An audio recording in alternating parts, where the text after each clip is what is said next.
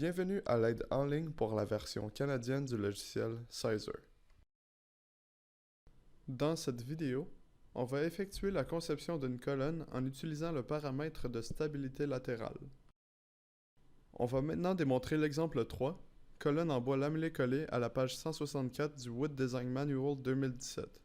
En utilisant les conditions suivantes, qui sont respectivement des charges permanentes et de neige de 1.5 kPa et 3.5 kPa, une aire tributaire de 30 mètres carrés, conditions d'utilisation sec et non traitées, on doit déterminer si la colonne en épinette pin 12CE de 7 mètres avec une section transversale de 175 par 228 mm peut résister aux charges spécifiques.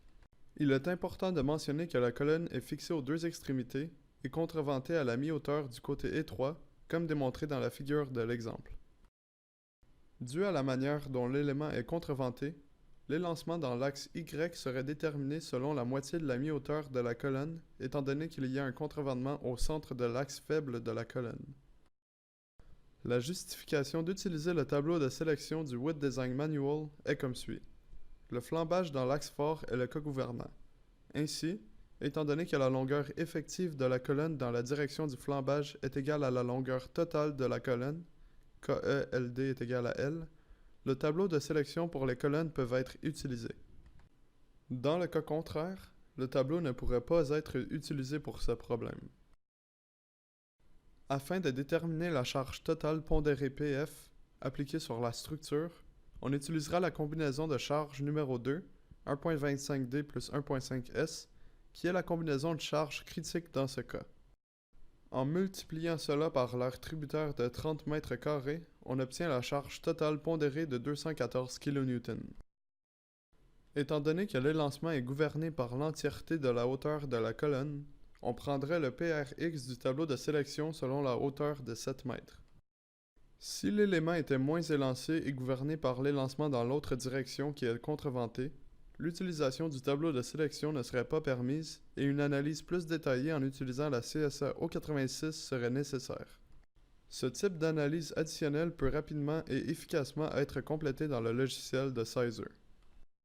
Les propriétés de la poutre choisie pourraient résister la charge pondérée de 217 kN dans notre cas, alors il serait approprié. Alors, dans le logiciel, pour recréer cet exemple, la question dont on doit se poser est sur quelle surface doit-on spécifier l'espacement du support latéral. Pour contreventer l'axe Y, il faut fournir un support latéral sur la largeur B. L'espacement du support latéral est en millimètres, donc il faut entrer 3500 mm pour recréer les conditions de support latéral provenant de l'exemple du manuel.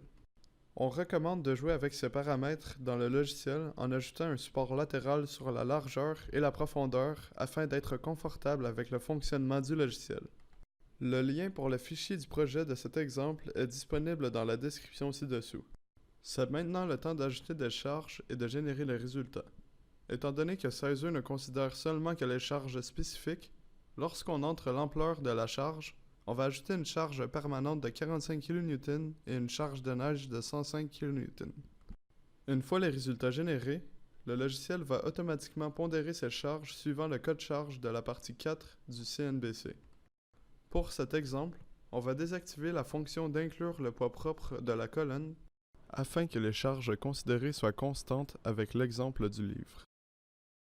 En allant à la page de résultats, on peut observer que la résistance de la colonne correspond à celle du Wood Design Manual pour l'axe D et que l'élancement est affiché pour chaque axe de l'élément dans la section Design. Le critère de l'axe B ne gouverne pas dans ce cas, car son élancement est inférieur à celui du critère de l'axe D. La force de compression pour l'axe B de l'élément est calculée en utilisant l'élancement réduit selon la moitié de la hauteur de la colonne.